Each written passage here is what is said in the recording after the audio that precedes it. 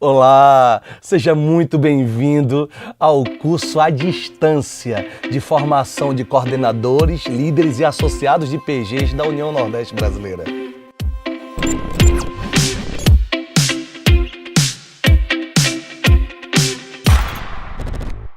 No módulo de hoje nós vamos falar sobre ministérios.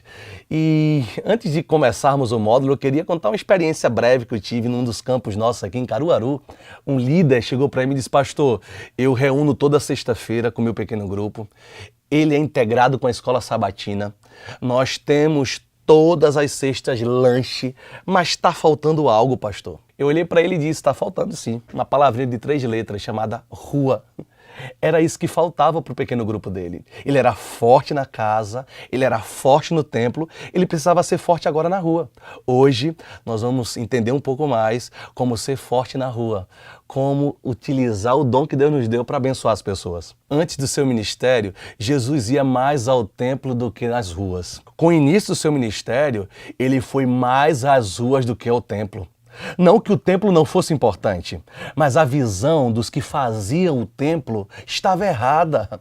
Como líderes, podemos estar apenas acostumando o povo a ir ao templo, correndo desesperadamente para se sentarem nos bancos da igreja, e diariamente os líderes se orgulham pela quantidade de pessoas que eles veem no templo, trazendo suas ofertas ou celebrando. Eles se alegravam com as multidões que vinham de todo o país, que moravam em outros países, e ponto. O templo estava sempre cheio. Mas olha, o curioso é que os anjos não cantaram no templo, e sim no campo.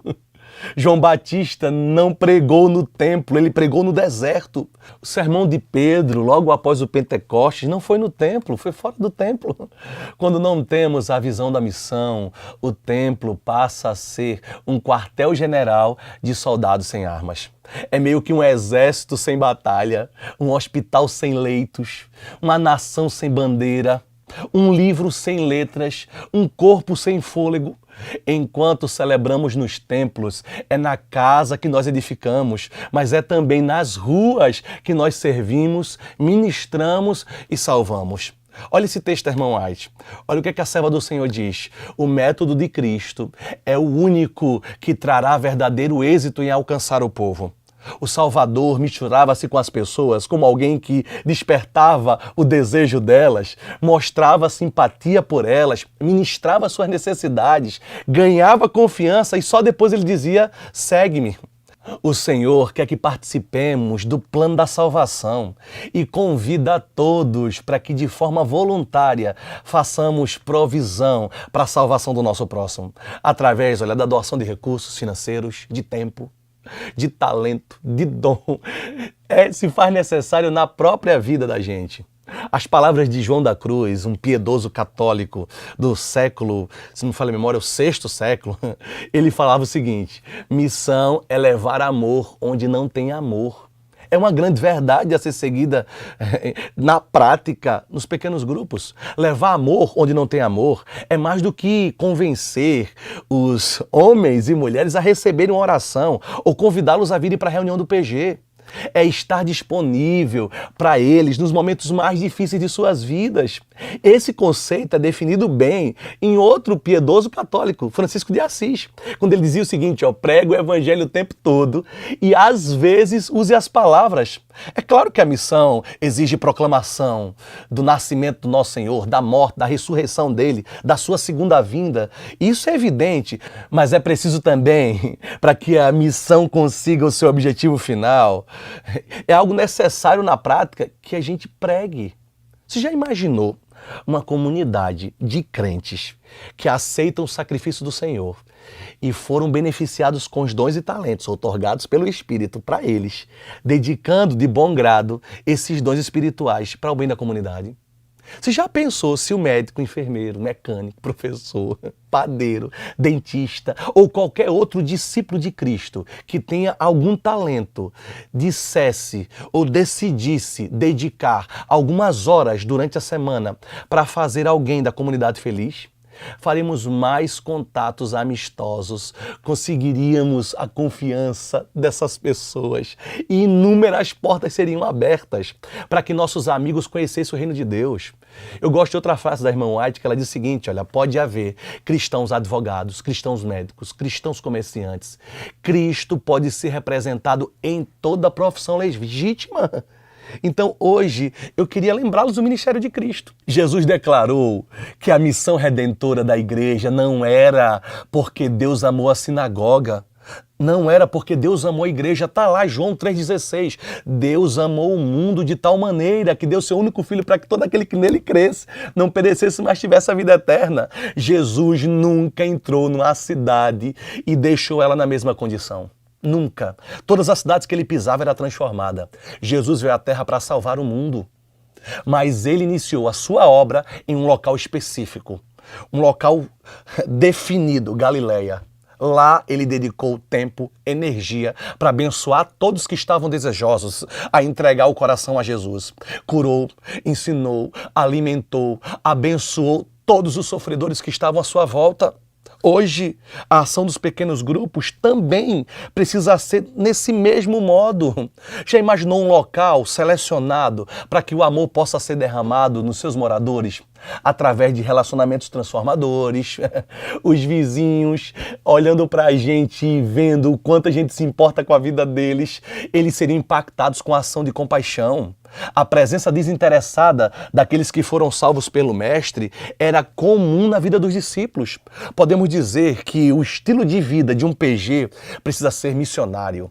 Sabe o que é isso? Todos os integrantes precisam perseguir o senso de missão, que se expressa, sabe de que forma? Através de ações. O âmbito para impactar a humanidade, líderes, coordenadores e associados, está no âmbito da ação. O papel da igreja é simplesmente esse, abençoar o mundo. É possível imaginar quão diferente seria o mundo se cada um de nós, que afirma conhecer Cristo, fizesse um ato de bondade a alguém todos os dias? Já parou para pensar nisso? A condição única e necessária para que o mal reine no mundo, sabe qual é? É que homens de bem como eu e você não façam nada. Eu queria definir ministério com vocês agora nessa aula, de forma bem prática. Eu acredito que ministério, sabe o que é? É o uso contínuo de um hobby, de uma habilidade, de um talento que Deus te deu, sendo ele consagrado ao Senhor e usado em favor do próximo, para crescimento do reino de Deus nessa terra. Para mim, isso é ministério. Pastor ou professor, e agora? Como é que eu identifico o ministério no meu pequeno grupo? Siga esses 4 passos ou responda essas 4 perguntas. São coisas simples, vai aparecer aí na tela. Mas eu queria fazer a primeira pergunta para você identificar o ministério do seu pequeno grupo. Nota aí, quais poderiam ou quais são as 3 maiores necessidades das pessoas que vivem ao redor do seu pequeno grupo? Primeiro tópico, você vai identificar quais são as necessidades das pessoas que estão ali, próximas do seu PG. O que eles precisam. Porque eu não posso criar um ministério no meu PG para que eu não atenda a comunidade. Eu preciso ver qual é a necessidade da comunidade. Logo, depois dessa primeira pergunta respondida, olha a segunda. Quais são os possíveis hobbies, habilidades naturais ou adquiridas pelos membros do pequeno grupo que podem ser colocadas em evidência? O que é que eu gosto de fazer? O que me anima? Essa é a segunda pergunta. Se a maioria gostar de uma coisa, eu simplesmente escolho o que a maioria evidenciou no seu hobby, no seu talento, no seu dom. Terceira pergunta. Em sua opinião, o que seu pequeno grupo poderia fazer para ajudar a sua comunidade atendendo algumas de suas necessidades? Vejam, eu identifiquei qual o problema da minha comunidade, eu identifiquei o que os membros do meu pequeno grupo gostam de fazer, agora eu vou ver com o meu PG o que a gente pode fazer para atendê-los. Quarta pergunta, considerando as habilidades, hobbies, talentos que há no teu pequeno grupo, quais ministérios o grupo poderia desenvolver em favor das pessoas da sua comunidade? Vejam, agora eu preciso olhar, dentre tantos ministérios que a gente está sugerindo para você agora, quais desses ou qual desse eu posso adotar para o meu PG. Olha a dica. No material escrito desta aula, você vai encontrar uma lista com ideias de ministérios que podem ser exercidos pelo teu pequeno grupo. São 76 ministérios que você vai ter acesso aí, viu? Você vai ter acesso ao conteúdo escrito, né? Então lá, nós não vamos colocar na tela, mas você vai ter escrito 76 ministérios, onde a maioria demanda apenas da boa vontade em ajudar o próximo e apresentar Jesus através de uma simples ação. Agora, olha, diante de todo esse cenário, diante de tudo que nós ouvimos, eu preciso acreditar que antes de dizer a verdade às pessoas, elas precisam entender o quanto eu as amo. Eu acredito que o argumento mais poderoso a favor do evangelho é ser gentil e ser cortês. Faça isso com o teu pequeno grupo. Eu creio, olha, na palavra do Senhor em Lucas 19:10, Cristo veio buscar e salvar aquele que estava perdido. Todos os dias ele demonstrava, por meio de ações, seu amor pelas pessoas. Jesus tinha a capacidade de entrar no meio de uma multidão, líderes, e ainda assim atender a necessidade de uma única pessoa que estivesse desesperada, em busca de cura. Que as nossas palavras, gestos, ações façam a diferença na vida das pessoas. Porque a vida só faz sentido, acreditem, se for para realmente fazer o bem. Em cada ato de compaixão, eu creio que é uma oportunidade de salvação. Que Deus te abençoe. Que você, depois desse módulo, acredite que os sonhos de Deus para teu pequeno grupo é celebrar no templo, é edificar na casa, mas é salvar, servir e ministrar nas ruas. Que nosso Deus te faça um líder apaixonado por salvar através dos ministérios. Vamos orar? Pai querido, Pai amado, derrama teu poder sobre a vida de cada líder presente aqui, cada associado, cada coordenador. Que a aula de hoje venha ao encontro da nossa necessidade e que todos percebam que rua, esse ingrediente fora do pequeno grupo, é indispensável para um pequeno grupo saudável. Que o Senhor nos conduza, que a gente tenha uma semana poderosa. Nós te rogamos tudo isso em nome de Cristo Jesus. Amém. Olha, não esquece de preencher o formulário aqui embaixo, viu?